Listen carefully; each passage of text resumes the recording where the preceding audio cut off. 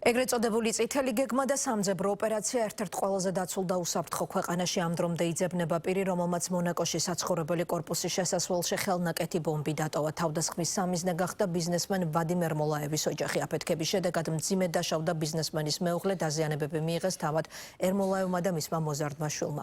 თავდაპირველად ადგილობრივი სამართალდამცავები ტერორიზმის ვერსიას განიხილავდნენ, თუმცა მოგვიანებით ეს ვერსია მკვლელობის მცდელობით შეიცვალა.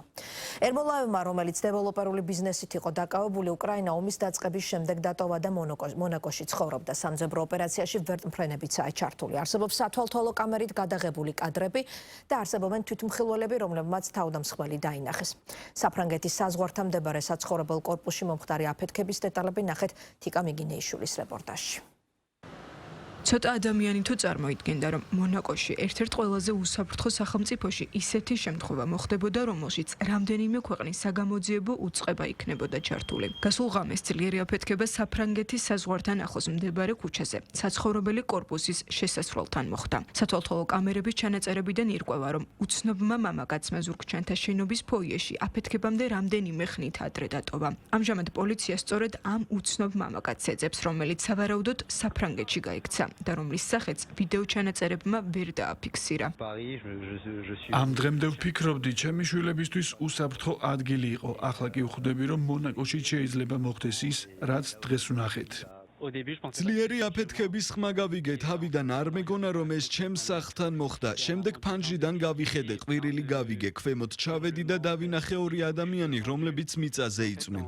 როგორც ოფიციალურ უწყებებში განმარტავენ, ასაფეთქებელ მოწყობილობებში მეტალის ნატეხები იყო ჩადებული მაქსიმალური ზიანის მისაყენებლად. ზიანი ნამდვილად მასშტაბური აღმოჩნდა. დაშავებულია რამდენიმე ადამიანი. გავრცელებული ინფორმაციით, მათ შორისაა უკრაინელი მილიონერი ვადიმ ერმოლაევი, მისი მეუღლე და 13 წლის შვილი. მედია წერს, რომ ერმოლაევის მეუღლემ ორივე ქვედა კიდური დაკარგა. მისი სიცოცხლე საფრთხეშია. შვილს კი მსუბუქი დაზიანებები აღენიშნება. თავად ბიზნესმენს მძიმე დაზიანებები არ მიუღია.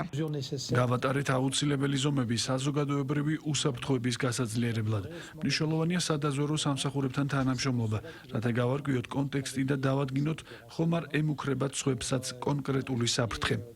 ერმოლაევი დნიპროდანაა, ქალაქის ერთ-ერთი უმსხვილესი დეველოპერი. Forbes-ის შეფასებით წლების განმავლობაში უკრაინის 100 უმდიდრესი ადამიანის სიაში შედიოდა. ქონება დაახლოებით $800 მილიონ აღწევდა. 2014 წელს რუსეთის მიერ ყირიმის ანექსიის შემდეგ მან იქ მთელი ბიზნესი დაკარგა. ალკოჰოლური სასმელების წარმოება. 2019 წელს უარი თქვა უკრაინის მოქალაქეობაზე და კვიპროსის პასპორტი აიღო. 2023 წლის დეკემბერს ვოლდიმირ ზელენსკის მიერ ხელმოწერილი გადაწყვეტილებით დაასანქცირეს. მისი თქმით, ყირიმში გაგრძელებული ალკოჰოლის ბიზნესის გამო. ერმოლაევი ერთ-ერთი გმირი იყო უკრაინული მედიის მიერ ჩატარებული გამოძიების, რომელშიც აღწერილი იყო, როგორ დასახლდნენ ომის დროს მონაკოს სანაპიროზე უკრაინელი ბიზნესმენები და ოლიგარქები. ვარაუდობენ, რომ თავდასხმის სამიზნე სწორედ ვადიმ ერმოლაევი იყო. ამას ისიც ადასტურებს, რომ სამართალდამცავმა ორგანოებმა ტერორიზმის მოტივი გამორიცხეს და გამოძიება მკვლელობის მცდელობის მუხლით დაიწყეს.